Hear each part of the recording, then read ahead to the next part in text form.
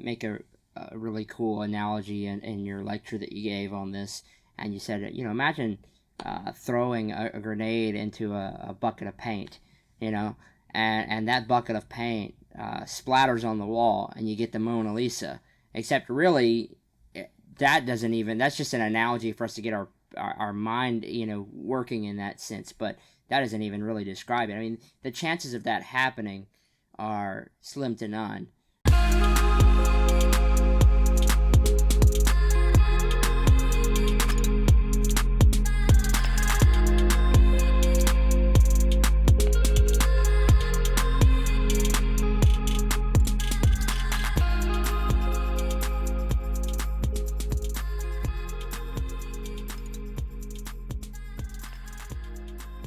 So my guest today is Don Deal, and Don is the Director of Research and Development for NGIM, Norm Geisler International Ministries. We've had David Geisler on the program, and so big fans of what they're doing with NGIM. He has a master's degree in Biblical Theological Studies from Luther Rice University, Master of Arts in Christian Apologetics from Southern Evangelical Seminary, and he's pursuing his PhD right now in intercultural studies, I think emphasis on Islam, with Columbia International University. So pretty good background there, but we're excited to have you on. Don, thanks for coming on the podcast, man. Well, thanks for having me, Clark. I appreciate it. I've been looking forward to this for a little while now. Yeah, it's going to be good. We're talk today a little bit about the Big Bang Theory. I heard you give a lecture on who's afraid of the Big Bang. So that's going to be kind of our subject for the day. So I wanted to have you on.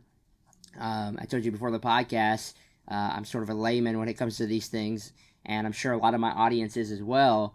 And so I excited to have you on, let you break down a little bit of the cosmology behind the Big Bang, and how this actually points to a universe that's been created, or a universe that's been designed by God. And the Big Bang is not something that I think we should be afraid of. It's good evidence for a theistic God. So we're going to talk some about that today. So that leads me into my first question, Don. And it's pretty simple. What is the Big Bang Theory? At the base level, what's the Big Bang Theory? Well, actually, there's a series of Big Bang theories. It's you start off in any scientific endeavor with a series of ideas, and they're described differently. So you have different kinds of Big Bang theories. As time goes down, they winnow that down to less and less until you get to a point where you're pretty sure this is the most accurate description. I think what most scientists would tell you is they're not looking for the exact truth, because there's some ways science can never determine that. They're looking for what they call verisimilitude. That is, as close to the truth as they can get, a theory that describes what actually went on. Okay. So in short, the Big Bang Theory is the origin and development of the universe itself. It's the description scientifically of how the universe began and how it grew to reach the point where we are now, based simply on physical evidence. Okay. Yeah, I think a lot of people, when they hear the Big Bang Theory, for whatever reason, Christians growing up have been made to feel like that is some kind of attack, I guess, against God. And so your lecture was, who's afraid of the Big Bang? So that's my next question, is who is afraid of the Big Bang, and why are they afraid of it? And maybe why should they not be so afraid of it? That's an excellent question. That is why I brought it up, because I was coming across so many Christians who were afraid of it. I knew why atheists were afraid of it, because if the Big Bang Theory is the origin of everything that is, the Big Bang Theory says out of nothing comes matter, energy, space, and time. That points to a transcendent, not immanent within the universe, but a transcendent creator of some sort. And for atheists, Sir Fred Hoyle was an atheist till, as far as I know, till the day he died. Mm-hmm. He started the steady state theory that the universe is eternal and always existed and infinite in size and age. And he tried to make that into a scientific theory by coming up with explanations. And the reason he did it, he said, was simply because the Big Bang points to religion. That is, to a transcendent creator that's always been there. So atheists are afraid of it simply because of what it points to. As a matter of fact, when Albert Einstein came up with his general theory of relativity in 1916, he originally had a fudge factor put in there he called it the cosmological constant, in which he made the math make the universe static in order to make it fit his preconceived notions of an eternal, static, infinite universe. Unfortunately, he put that in there not because it naturally flowed out of the theory, but he put it in there in order to fit what he already believed. And later on, when so much evidence came in that the universe did indeed begin, he called that fudge factor, that cosmological constant, he called that the greatest blunder of his scientific career. Many scientists hate the Big Bang and hate the theory itself and try to find ways around it simply because it points to something beyond the physical. Many Christians I come across dislike it because it has two ideas they don't like about it. Number one, the Big Bang Theory is the universe began about 13.8 billion years ago, and for them that indicates there's time for evolution and other God involved activities to take place. It sounds like you're saying the Bible, which seems to teach for a younger universe, is somehow disproved or discredited by this theory. And number two, the most common misconception they have is that the Big Bang is kind of like a bomb exploding. That is, that in some sense there was pre-existing space, and the Big Bang is the matter exploding into that pre-existing space. But that's not what the Big Bang Theory says. It says space came into existence, expanded, and brought the matter and energy with it. That matter and energy are interchangeable, and that they brought that with it. So it's a beginning not just of the matter in the universe, but it's a beginning of space, and it's a beginning of time. That is, scientifically, the question, what happened before the Big Bang, makes no sense. It was the origin of time. And if you want to know who taught that idea first, you just have to look at the writings of the Apostle Paul. He talks about how before time began, God had planned everything that was going to happen. So Christians who believe that the Bible teaches a younger Earth are sometimes not happy with the Big Bang, and atheists hate the Big Bang as far as what it implies beyond the confines of the universe. Right. We'll come back to some of the theistic positions as well, but you hit on this a little bit. I wonder if you could expound on it. It seems like for a long time, well, it's pretty well known that for a long time, scientists thought that the universe was infinite in the past, that it's just always been here. Right. So you hit on the theory of general relativity that was a big and large part of why we no longer accept that the universe has an infinite past, that it has an actual absolute beginning. So I wonder if you could expound on that a little bit. Why do the models that predict the universe from an infinite past or assert the universe has an infinite past, why do those come up short? What are some of the things that we now know that point to an absolute beginning? That's a good question, Clark. It's interesting that even well before the time of Albert Einstein's general theory of relativity, before his days at all, they knew, people who thought about it, scientists, or as they used to call them, natural philosophers who thought about it, realized that there cannot be an infinite eternal universe for two lines of evidence that don't require any Einstein or Hubble discovering the expansion, etc. Doesn't require any of that. Number one, under a Newtonian system, Isaac Newton, of course, formulated the laws of gravity and motion and such. Under a Newtonian system, if the universe is infinite, and that means there's an infinite number of objects and an infinite number of space, well, gravity acts over a distance by the inverse square law. If you're twice as far away from an object, you get 1/4 the amount of gravitational pull. But if you have an infinite number of objects in an infinitely old universe, then the gravitational potential at any point in the universe should be infinite.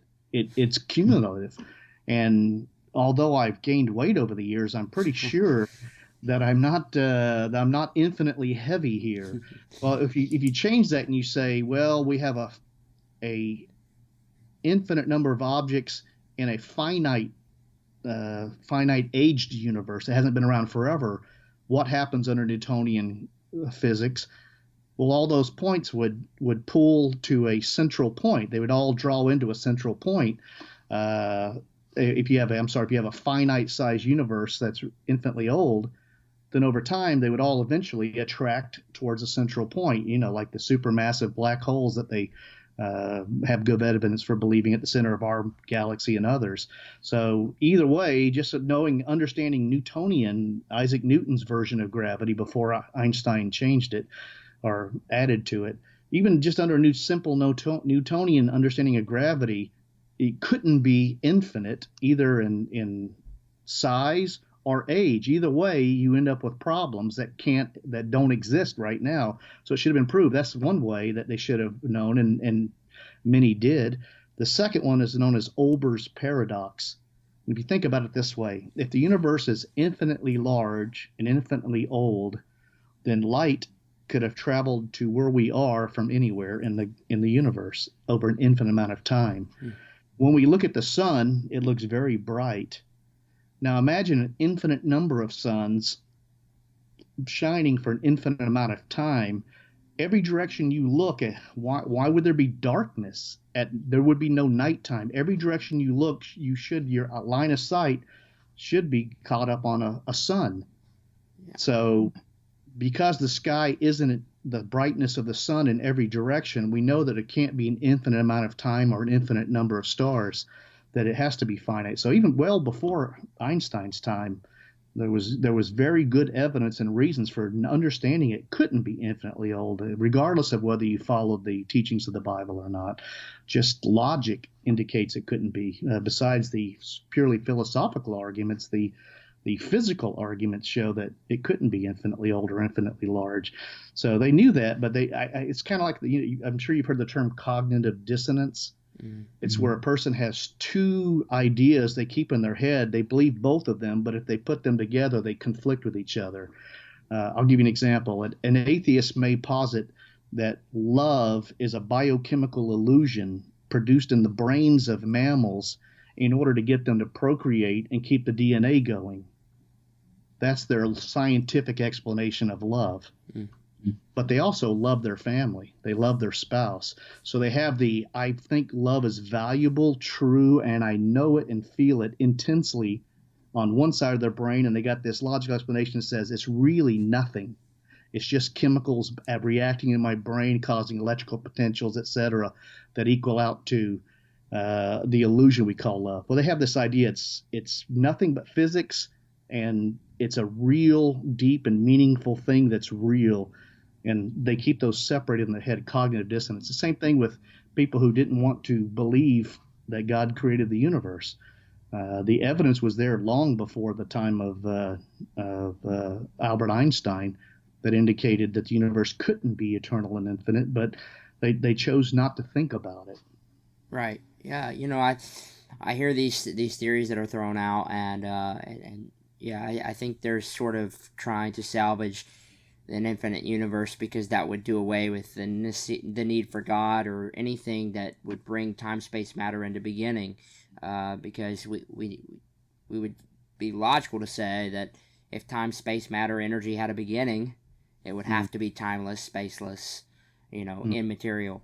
And so these are just a few things that we're rationalizing God from the evidence that we have, and so it's not a blind God of the gaps. It's that there's evidence that points to the universe from a beginning, or the universe from nothing. So there are atheists out there, though, that will say they'll give us the Big Bang Theory, and I would say that most scientists today do give you the Big Bang Theory. They will say that the universe had an absolute beginning, that it was not infinite in the past, and they'll try to salvage other theories to make that work. So Lawrence Krauss, for example, wrote A Universe from Nothing. So what do atheistic scientists or physicists believe brought the universe into existence? What is Lawrence Krauss getting at when he says a universe from nothing? Well, Lawrence Krauss is equivocating. Equivocating is when you use one word in two different senses. And so when he says nothing, what he says is in the book that philosophers and laymen don't know what nothing means. I mean, if you can get over the hubris of that, the simplest definition of nothing is what Aristotle said. Nothing is what rocks dream of. Yeah. I mean, nothing. It Right. means what Lawrence Krauss is positing is that when we say nothing, we mean no physical objects. And so he posits that the universe began kind of like in quantum mechanics, there's a theory of virtual particles, and that the universe began from a hyperspace and that it sprang into existence in the same way virtual particles come into existence. Number one, hyperspace isn't nothing. And number two, a good critique of that theory is given by other physicists, is that the theory of, they call them, in the first place, they call them virtual particles in quantum mechanics. That's the theory that within empty spaces, we would call it, there's no such thing actually as empty space within the universe. It's roiling with fields. There's gravity, there's light going through it, there's Higgs field, which is a hypothetical field which gives objects mass. There's all these fields that's roiling with energy, and sometimes those, kind of like a wave on the ocean, when they reach a certain potential, an object will pop into existence along with this antiparticle. So you get a subatomic particle, this antiparticle pop into existence, and then they recombine and disappear back into the quantum foam, into the subatomic space. The key to understand about that is the more massive the particle, the more energetic the particle that pops up in quantum mechanics, the shorter its lifespan. If the universe is that sort, then it should have gone out of existence correspondingly that much quicker because it's that much larger and more energy. So it's just, what he's saying is just nonsense. No scientist has accepted his theory. He threw it out there as an example of a way to kind of get around a Big Bang being caused by a transcendent creator. It's not accepted by any physicist I know. I know physicists who know Lawrence Krauss, and they think he was just being contrary, that he wasn't actually taking this seriously. Wow. Yeah, and I think that's one of those things too. You get two different working ideas. I think that when you say a universe from nothing,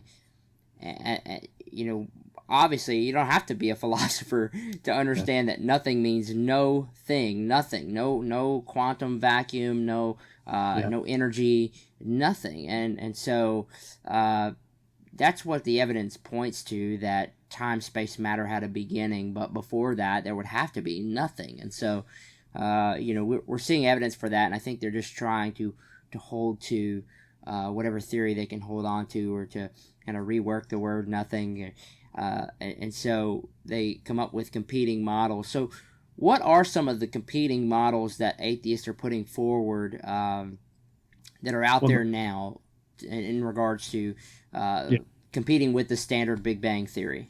Well, in the past, there was the fluctuating universe, which expands, reaches a certain point, contracts, and it goes through a series of growth and contraction periods where it kind of cycles in and out of existence. Many of our Hindu friends thought that was a very great idea because it kind of corresponded to how they see reality. However, the physics shows that simply couldn't happen. At best, you get maybe 2 to 3 rebounds, and then it's gone. And then if you look at the actual evidence, that's mathematically speaking. If you look at the evidence of our universe itself, in about 1998 or 99, Alex Filipinko at the University of California and other scientists were studying what's called type 1a supernovae, which are very, very bright supernovae, in which you can get an idea, use them as a standard candle. That is, if you see that type of supernova, you know how bright it actually is at its point, and then how bright it is at Earth will tell you how far away it is. Kind of like if you hold, they call it a standard candle. If you hold a candle in your face, you have to blink because it's so bright. If you have that same candle a block away, it looks pretty dim. So the further away, as long as you know the brightness of that candle, you can calculate how far away it is, because light also decreases by the inverse square law. So you can calculate how far away. If you know how bright the candle was here in your face, then when it's a mile away, you can calculate that by the brightness change. Well, if you know the absolute brightness of a type 1a supernova, then how bright it appears on Earth will tell you, from our position, will tell you how far away the object is. So using those, anyway, that's a digression, but Filipinko and the others involved discovered that the universe isn't just expanding, but it's increasing in its rate of expansion.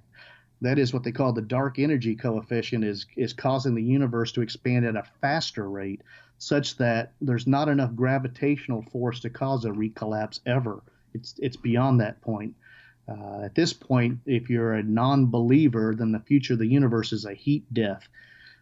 Simple adiabatic cooling. As a system expands, with a finite amount of energy in it, then the amount of energy spreads out, becomes more diffuse, then you get cooling.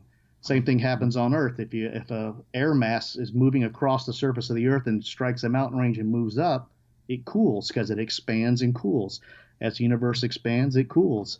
So the future of the universe, by the materialist understanding, is a universe that dies a heat death. So Yeah. you were asking specifically about how you get around the origin Big Bang. I discussed problems with Krauss's model. But the most common thing you hear these days is the multiverse theory. That is that there's more than one universe, that there's actually a series of universes, or an infinitely large universe. Yeah. Well, what does that mean, the multiverse theory? When you're talking about a series of universes, I think it's hard for people like myself to just even wrap their mind around a series of universes. Getting outside of our own universe, I can't really wrap my mind around that. But the multiverse theory, what is it in a nutshell? And what do you make of the multiverse theory? Well, there's different models of the multiverse. There's they call different levels. Level 1 multiverse says that we live in a universe that we can observe to be a certain size, but that limitation of the observation is based on light. If the light doesn't reach us, we can't see it, and that there's a finite or perhaps even infinitely large regions beyond our view. Wow. That there's certain models that say the Big Bang happened and now the universe is infinite. That's kind of violates what it means to be infinite, because you can't get to infinite by starting with the number 1. And if the universe began, it's potentially infinite, but could never actually be infinite. But level 1 multiverse just says that the universe is much, much bigger, thousands of times bigger perhaps than what we observe, and that other regions may have different physical laws, and that we happen to be in the region that allows physical life to come about. A level 2 multiverse says that there's basically a kind of like Krauss's hyperspace, in which universes are constantly popping into existence. So you have an infinitely old hyperspace which constantly creates universes with different physical parameters each time, so that we are lucky because we're in the universe that happens to have physical parameters. And Hugh Ross of Reasons to Believe has calculated more than 480 different physical parameters that have to exist for us to have life on Earth, down to very minute levels, including the difference between the gravity and the weak nuclear force, the balance of those two forces. If it's off by 1 part in 100 trillion, 1 part of that, then physical life doesn't exist. So to explain the designedness of our universe, they come up with the idea of lots of universes, and ours just happens to be one of them that has the physical laws in it. And they posit up to an infinite number of other universes. The level 3 multiverse is based on an interpretation of quantum mechanics, which says that, like Schrodinger's cat, have you heard that story where you have a cat in a box and it's got a nuclear element that's decaying, and then once it reaches a certain point, the box will release poison gas and kill the cat inside. And so you're at the point where it's 50-50, and by quantum mechanics, nothing has happened until an observer views it. And at that point, then the cat's either dead or alive when you open the box. But until that point, he's both dead and alive, if that makes any sense.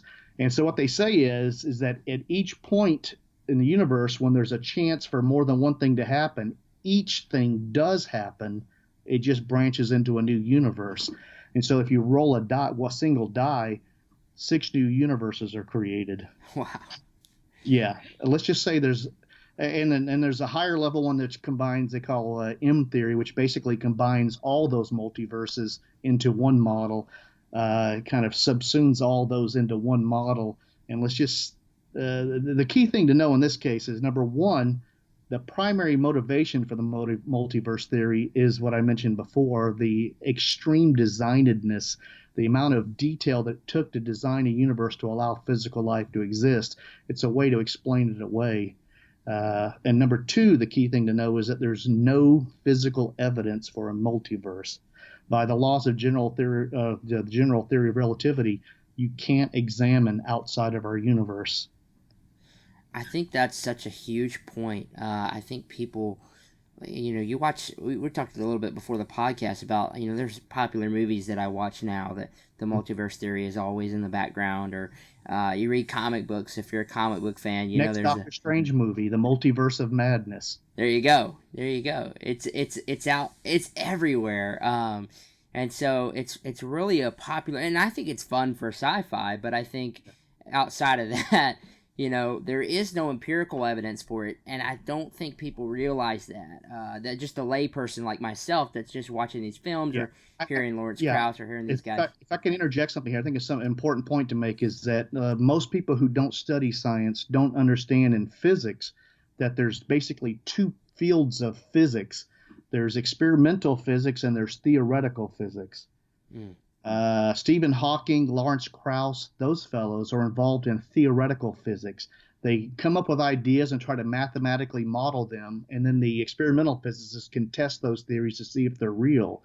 The problem is people treat those ideas, which are just basically philosophical concepts, as if they were reality. Right. And the people who are most popular on the news are the gee whiz, wow, watch this guy come up with this amazing theory. Except what they don't realize is not just the dearth of evidence, but the complete lack of evidence for these theories. In the case of the multiverse, it follows naturally from string theory, this theory of the subatomic particles, but there's no physical evidence for that either. So you end up with this philosophy supports this philosophy, and this is probably true because this philosophy supported it. Right. Well, this one supported this one supported this one. What you have is circular reasoning that says there must be a multiverse because I don't like the designedness of this universe. It's literally that, the thinking's literally that bad. And I can find you multiple quotes from scientists who either admit their truth of it or so clearly are being evasive about it on this subject because they don't want there to be a creator. I think it's so important that you make that distinction between theoretical physics and those who are actually, doing not that these guys are not doing the work, but I'm just saying they kind of get all the shine. You see their books on the shelves, leaping off the shelves. And these are theories. At the end of the day, they are theories. And so, we're typically accused of being the ones who have so much faith. You have faith because you just believe God, but it's not a blind faith that Christians have. And I think this is just so key that we're not just saying, oh, God did it because we don't know the answer. We actually see the empirical evidence reasoning from that to the universe had a beginning, to saying, okay, well, if time, space, matter had a beginning, the creator had to be timeless, spaceless, and material. That makes sense to me philosophically, and it may not be something that you can test, but at least it philosophically holds up, even if you can't test that necessarily in a lab. Whereas some of these other theories I'm hearing, they don't even philosophically make a lot of sense. Right. You have to really, really stretch to say the multiverse exists, but even if it did, you still have to have most of these guys believe in a multiverse generator. Right. Because these universes are popping into existence. So that generator itself, and I've heard Christian philosophers make this argument, would have to be finely tuned. It'd have to be extremely powerful. You still have another problem. You've just kicked the can further down the road, and now you have a new problem to explain. Yeah. So I think that's important to point out. I think you're making a good distinction there when we talk about the multiverse. Yeah, I talked to an astronomer and I asked him about his opinion of the multiverse, and he called it conjecture squared. You get one idea and you say, well, maybe this times this times this times this, and you end up with the multiverse. That is, the physical evidence is singularly lacking for a multiverse, but they're hopeful. Right. Uh, I've heard it go so far as, this just blows my mind, but hearing people speculate about a multiverse, that there's such an infinite amount of universes that there actually may be someone like me, oh exactly yeah, like me, who I lives love you. Yeah, in another universe, who makes like all the exact same decisions that I've made, who may in another universe. It blows my yeah, mind, because if you have oh, infinite number of something, yeah, all things are yeah. possible in that sense. Well, not just all things are possible, all things have to happen in an infinite number. I think what happens is people once again equivocate. They use infinite to mean really large, and infinite doesn't mean large at all. It means not finite. If something can be numbered or measured, it's finite. Mm. If it's a different category, it's infinite. So what you end up with, if you really believe there's an infinite number of universes, then every potentiality is instantiated in at least an infinite number of universes, because you can't defy infinity. So I tell people, if the multiverse belief that there's an infinite number of universes is true, then I have really, really bad luck, because I happen to live in the universe where I'm short, fat, and bald. There's an infinite number of universes where I'm the most powerful person. I'm tall and good looking and have wonderful hair, and all the women and all the money all belong to me. I live in a universe where I happen to look like this. Yeah. So That's a good just try to point. get them thinking about what infinity actually means. Right. If you start something, it can't be infinite. Yeah, actualizing infinity is Right. so. I don't think people realize how hard it would be to actually actualize it. Even if we're talking about just the infinite, let's say an infinite regress or an infinite past, you'd Yeah. never get to this day if there was an infinite past. You can't even actualize getting to this moment. Sure. I So, like to lead them on a discussion of that. I say, if you start from now, when will you reach infinity in the future? And they say, you can't. And I say, well, if you started the infinite past, how did you ever reach here in the first place? exactly. And the answer is you can't.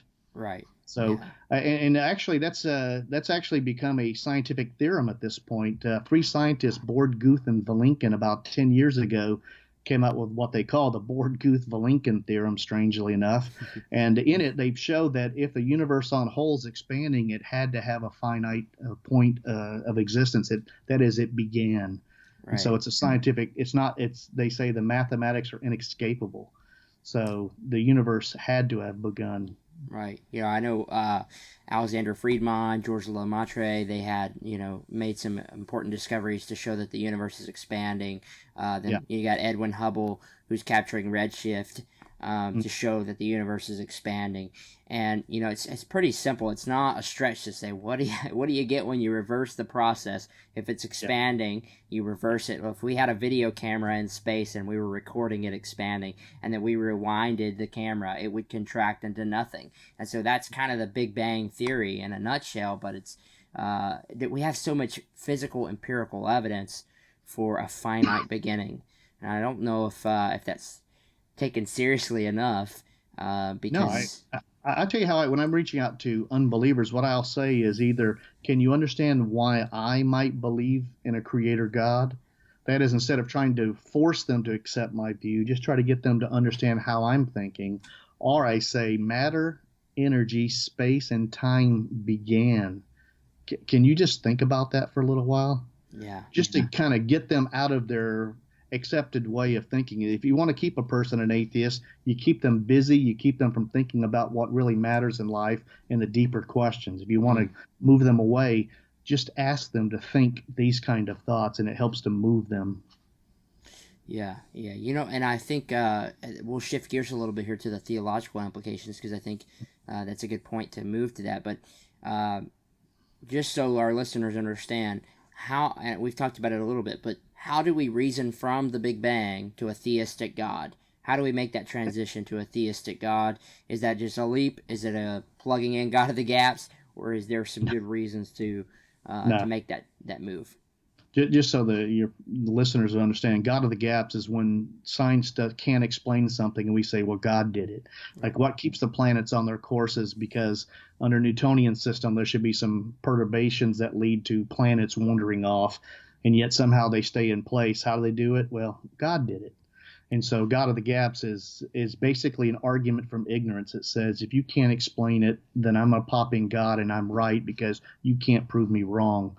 That's discredited way of thinking. What we're doing is we're working logically from what we do know to the possibilities. And when you put the various lines of evidence together, it leads to a certain conclusion. So if matter, energy, space, and time began, then whatever originated that is not made of matter, energy, space, and time. Because if those began, then whatever pre-existed those can't be those things. Mm-hmm. So you end up with a matterless, immaterial, no physical energy, and matter, energy are interchangeable. So you can kind of think of those as a similar category. So it's not physical, timeless, that is eternal, and spaceless, that is infinite.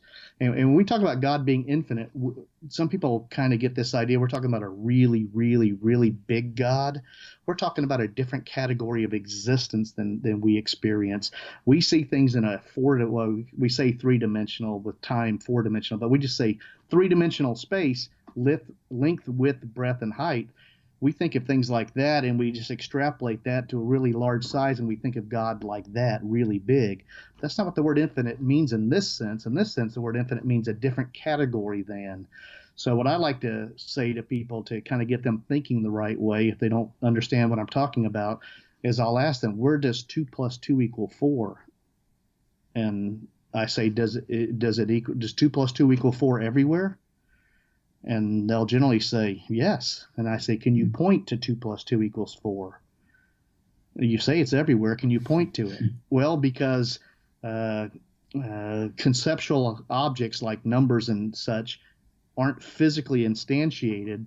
Therefore, they're not finite in the sense that they don't fit anywhere within a physical three-dimensional universe. It's a different category. It's true everywhere, but it's not true at any exact point. And God, in that sense, doesn't exist the way we do. As the Bible says, my ways are not your ways. God is different from us. No temple can house him. That is, he's infinite in the sense that he's not finite. He's not physically extended. He's not a giant. He's a different category of existence that can exist without space, without time. He's timeless, immaterial. So whatever created the universe fits what the Bible describes as God. And I would argue, as far as non-physical things, minds and ideas would fit that category. Whatever created the universe isn't like a physical law, in spite of what Lawrence Krauss or Stephen Hawking in his book, The Grand Design, said. It's not a physical law that creates, because physical laws either can create continuously. If it was a creative law, it would be continuous, or it's either on or off. There's no other choice. What happened is a choice was made to create by a non-physical being, which, like a mind, makes a choice without having to be physically instantiated. It doesn't have to be physically encapsulated in a skull or whatever. A mind that's extremely powerful and extremely smart, that could put all these parameters to make a universe that works and allows us to live, created that. So you have a incredibly powerful, incredibly smart mind that exists outside the universe. If that's most of the description of God from the Bible, right offhand. Right. Yeah, I think that's another thing. We have evidence in the natural realm that minds bring forth order.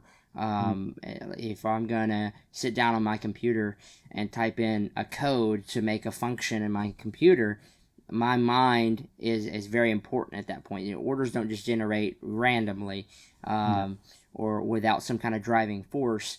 And so we see you hit on the fine tuning, and I know that's a whole podcast in itself for another day. But the fine tuning that we already see in the universe, the order that we already see, these are all things that point. So it's a cumulative case, and I don't think people take that as a whole. Like, I might can speculate as the multiverse theory. I might could imagine that theory. I might could even speculate on an infinite universe and try to imagine that. But when you look at the breadth of the cumulative case, the evidence that we do have, there's more than one reason to believe that it is a powerful being that brought the universe into existence. It's personal in order to choose to bring the universe into existence. Um, Minds give evidence for a personal creator as well. That's evidence for that. Um, it'd have to be timeless, immaterial. So I just see the reasoning, the logic as being a cumulative case for a theistic God, versus anything else. So I've heard atheists say, well, what you can call it God, I'll call it a computer, but when you look at the cumulative case, it definitely fits the description of the God of the Bible. So we're moving into a very specific realm, which we can move into to Christian theology at that point. So I see the case being made from a cumulative case. There's just a lot of evidence pointing to a theistic creator there. Yeah. It's interesting that Arno Penzias is one of the two guys that built the detector that detected the cosmic microwave background, the energy left over from the creation event in the 1960s. He said the results we found were exactly what I would expect if I had nothing to go on but the 5 books of Moses, the Gospels, and the Old Testament. He said that what they found through science is exactly what you would expect if you read the Bible first. And there was another scientist whose name escapes me right now who said it's as if we scientists have been climbing up this mountain of knowledge for centuries. And when we reach the top, we find the theologians waiting for us. Yeah.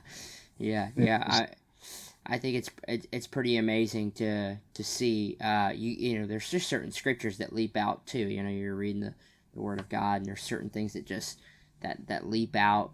That the biblical description of this God fits within our evidence that we have for this Creator. So I think it's important to know. So we hit on this a little bit, but I think there's good evidence that it's a personal agent. So why? Maybe you could elaborate on that a little bit. Just why would a theistic God also be a person? Why can't it just be that there's this big, powerful force that brought the universe into existence and doesn't care about you or your thoughts or your Sure. life and how you live your life? It just brought the universe into existence, and now the clock is ticking and the mechanisms are all in order and they just work the way they work. Right. You know, You mean the deistic God? Or are you the referring deistic, to? just a Yeah. deistic God. Why wouldn't the deistic God fit that description? Uh, I think because we've taken into account beyond simply the physical parameters of the universe, the origin of life on Earth, which happened well after the creation of the universe. Every cell in our body contains DNA, and that DNA as a storage capacity trillions of times more efficient than any computer chip ever invented. The amount of information that goes into the DNA is just incredibly long. More than the simplest single-celled creature has more than 30 volumes of encyclopedia worth of information within that cell DNA. That DNA is a transmitter and carrier of information. If you think about it, information can be carried or transmitted on different forms. We're using sound waves to communicate. I could write to you a letter and you would read it. It could be carried on the medium of paper and ink. It could be carried on photons on computer screens. It could be carried on sound, maybe even telepathically. But the medium isn't what's important. It's the fact that there's information coming across. And we don't have any examples of information being created without intent. We have data, which is just raw information, but organized, specific complexity, et cetera, that leads into books. The difference between a book and a printing of random letters of the alphabet is the information content of a book. So if books require a mind behind it and a creative act behind it, what about DNA? As Bill Gates says, DNA is like a computer program, but many, many orders of magnitude more complex than any program ever written. Would we buy software that we thought was generated randomly? No, the molecules, perhaps scientists can someday explain how the molecules of DNA came to be the way they are, but the information that it carries, it's a transmitter, it's a code that carries information. The source of that information has to be a mind. Yeah, So you yeah. see God's intervention there, and then of course, besides the general revelation we get from studying nature, we have special revelation from the Bible. And if the two match up, there's a good reason to accept the Bible as the information being given to us that's not available in general revelation from studying nature from that being that created the nature. Yeah, I heard you make a really cool analogy in your lecture that you gave on this, and you said, imagine throwing a grenade into a bucket of Uh, paint, oh yeah, and that bucket of paint splatters on the wall, and you get the Mona Lisa. Except really, that doesn't even. That's just an analogy for us to get our mind, yeah. working in that sense. But that doesn't even really describe it. I mean, the chances of that happening are slim to none. Yeah, if you think about it, I use another analogy too, where you walk into a computerized control room, and there's on the wall is a bank of 482 different knobs with settings, but anywhere from 0 to 1 trillion. Mm. And you look at all 482 knobs, and each one of those trillions of possibilities for each knob is set to the only combination of all 482 that would allow us to be here. Yeah. So you get 1 trillion times trillion times trillion times trillion, and you end up with the odds of the universe being the way it is through random chance is being near infinitely small. It's just it blows my mind that people think that this just happened. Right. Even Fred Hoyle, I mentioned before, he was an atheist. He said the overwhelming evidence leads us to believe that there's a super intellect monkeying with the laws of physics. Yeah. That in some sense the universe knew we were coming. Yeah. Yeah. And yeah, we'll have to, maybe one day get you on to talk about the fine tuning, because I think that's another thing that it's just there's so much evidence for, and I'd love to give people some of the things to think about that the fine tuning of this universe, and that's why we get these multiverse theories to try to get around it, but it's just so unique. There's nothing like it, and really there's nothing like the fact that we exist in this universe that's largely full of we can't find signs of life. That's pretty extraordinary, the fact that we're here. So it's a whole different conversation, but it's really a powerful conversation to have. Yeah, I'll tell you what the atheists typically say about that is, well, of course we find these fine-tuning elements. If they weren't there, we wouldn't be able to observe them. Yeah. That's their argument. And Bill Craig uses the story of the person being lined up to be shot by 20 expert shots to be executed. They put the blindfold on him. All 20 marksmen line up, and then on the signal they fire, and then he hears the guns go off, but not a bullet hits him. Mm-hmm. To the atheist, they'd say, well, of course none of the bullets hit him. He wouldn't be able to say he knew that if none of the bullets hit him. Well, it requires a level of explanation beyond, of course, he knew that. The question is, why didn't the bullets hit him? Or in the case of the universe, why is the universe the way it is? And a mind that cares about us makes the most sense of that. Yeah, yeah. Yeah, I think, once again, asking the right questions, I think the objection there misses the claim that we're even making. The claim is not that a claim from necessity that this is just the way the universe is. But why is it this way? So Right. I think it's important to point out the difference there. You hit on this a little earlier, and this is one of my last things I want to ask you about. But some of the fear from Christians of these conversations is the age of the universe. Is this something that Christians should be intimidated by? I mean, if we have evidence that the universe is billions of years old, I know that there are a lot of young Earth creationists that would say that's heretical. They would say, that's crosses the Bible in so many ways. But when I'm reading the book of Genesis and we're talking about days, there are so many different interpretations of just the word day. When you're talking about a day, it can mean so many different things. And so, I personally, where I stand theologically, is I don't have a problem with an old universe, and I know that there are others that would be upset by that. So what is your make of that conversation? Yeah, well, I certainly, as an apologetic, I certainly I grant the unbeliever the age of the universe, and I say I'll give you that, Mm. and you still need God to explain everything. So if you're a young Earth creationist, then you can certainly use that as a technique to get the person. I know of no person who came to believe in a young Earth because they started in science and then became a Christian.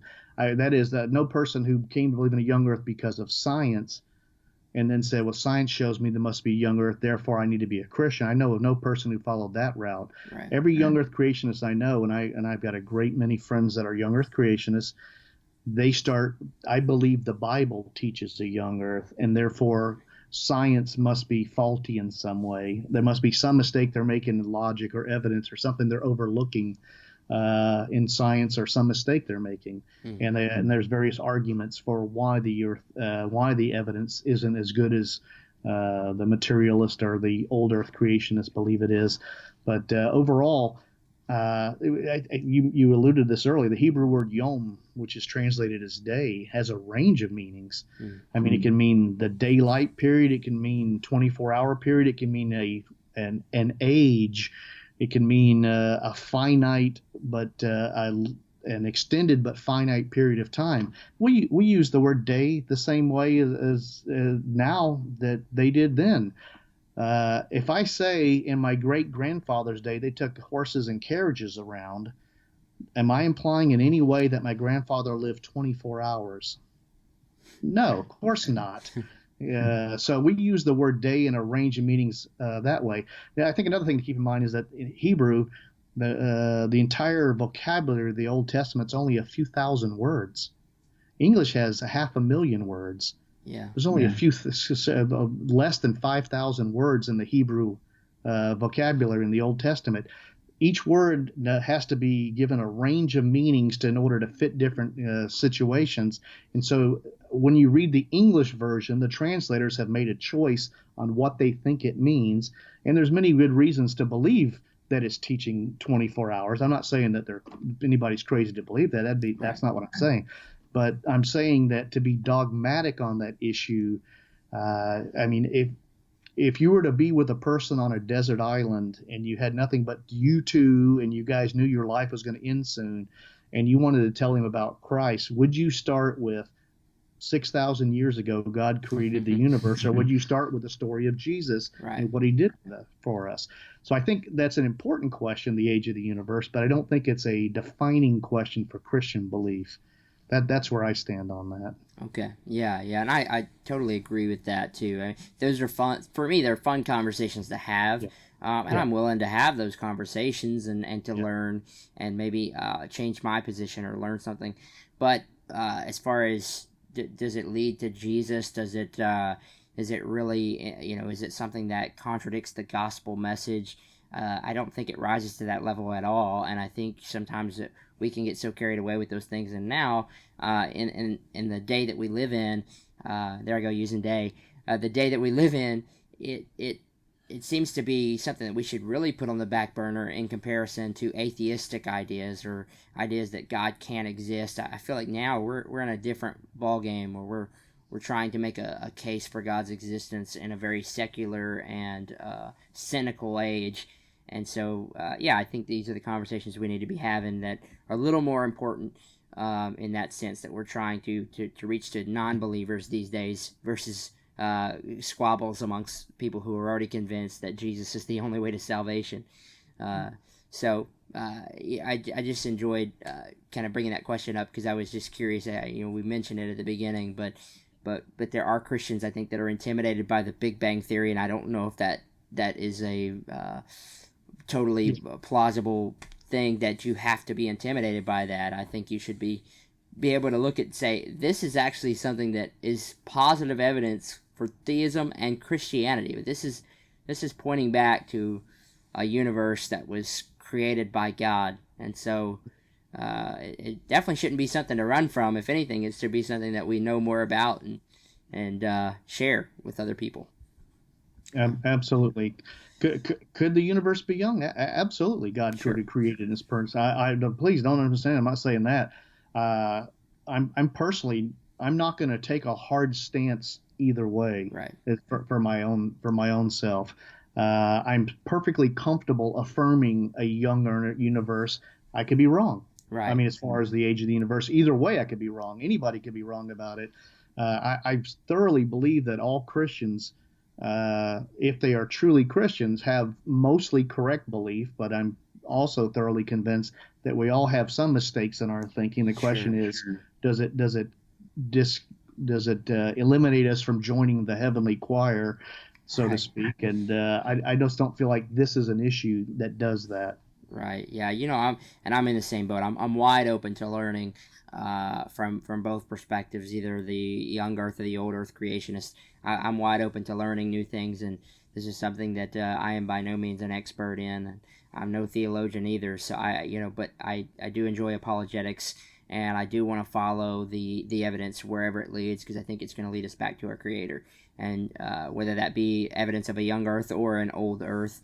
I'll follow that evidence, and I know where it leads, and I think that's what's important, is knowing where the evidence is pointing to. If I could make one example, in the Middle Ages, before Galileo's time and such, it was common to interpret the Old Testament story of the sun stopping in the sky, Joshua, that it literally stopped in the sky, and that the earth is the center of the universe, and the sun orbits about the earth, because it froze as it was moving in the heavens.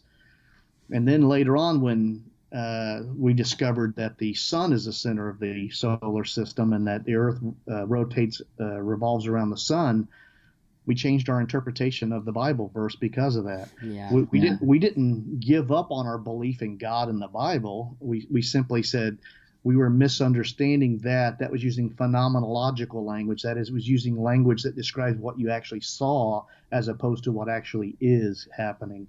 And so if we've been adjustable to our interpretation based on what we came to know about the world, then I think we should be humble enough to think that's a definite possibility. Yeah. Yeah.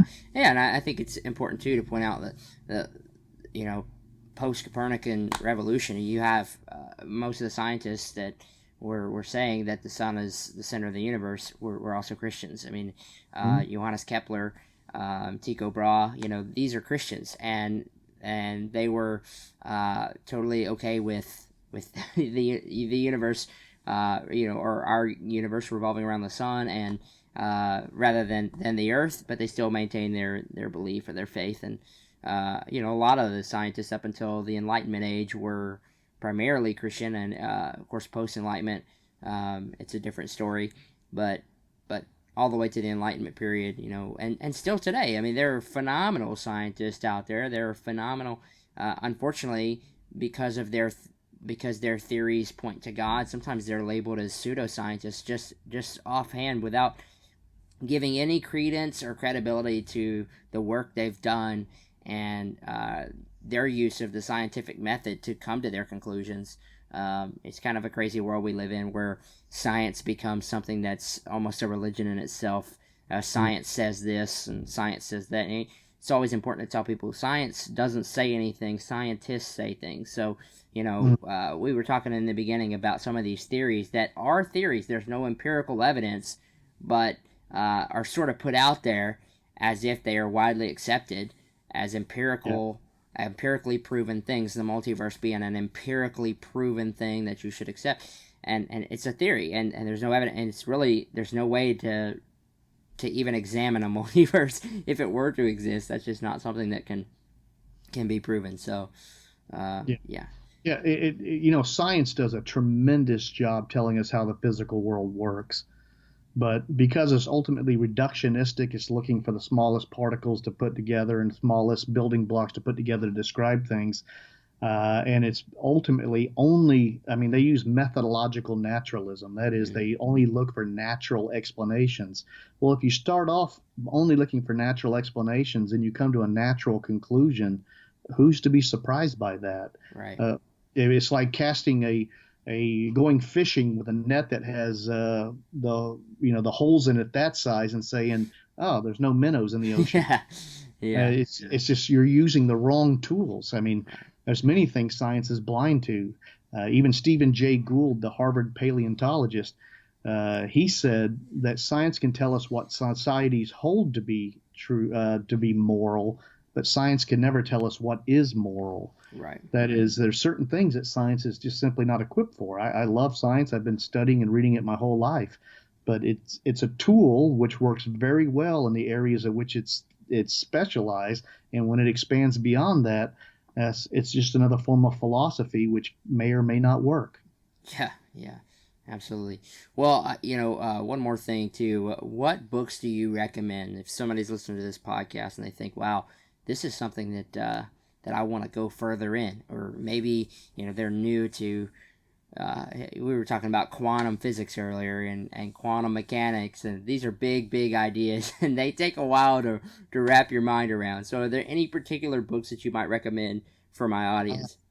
Well, for the older Earth perspective, The Creator and the Cosmos by Hugh Ross is an excellent book on the universe and how the evidence of the universe points to a transcendental creator. Quantum mechanics, I haven't seen that written from a Christian perspective, because basically subatomic particles don't have a whole lot to say about the universe. Right. The book I'm reading right now is called The Quantum World, Quantum Physics for Everyone by Kenneth Ford. That's been an excellent book to read. From a young Earth creation viewpoint, go to creation.com and check out their resources there. They have plenty of books on various sciences if you want to enhance your understanding from that perspective. And same thing with Hugh Ross's group, Reasons to Believe. You go to reasons.org and you check out their resources. Okay, yeah. So is there anywhere that you would point people to go to find what you are doing right now? I know you do some work with Norman Geisler. Yeah, sure. The website, ngim.org, that's Norm Geisler International Ministries.org. ngim.org is our touch base. There's a link for emails, and there's all the contact information's there to keep track of what's going on. Yeah. I know a lot of people have a great respect for Norman, and with his passing this past year, it's been something that a lot of apologists have mourned, and he really made an impact on the world. And so it was great having David on. And then David said, you gotta have Don on. He is one of the smartest guys. So I was excited to have you on, man. It's been a privilege. Thank you very much. It's very kind of him and you to say so. Yeah, I appreciate it. Thank you. I've had a wonderful time. Yeah. Thank you. Anytime. All right, man. I pop a Willie and move. I pop a Willie and move. I pop a Willie and move it. Continuous will of my music. Gassed up, you get passed up if you talk down.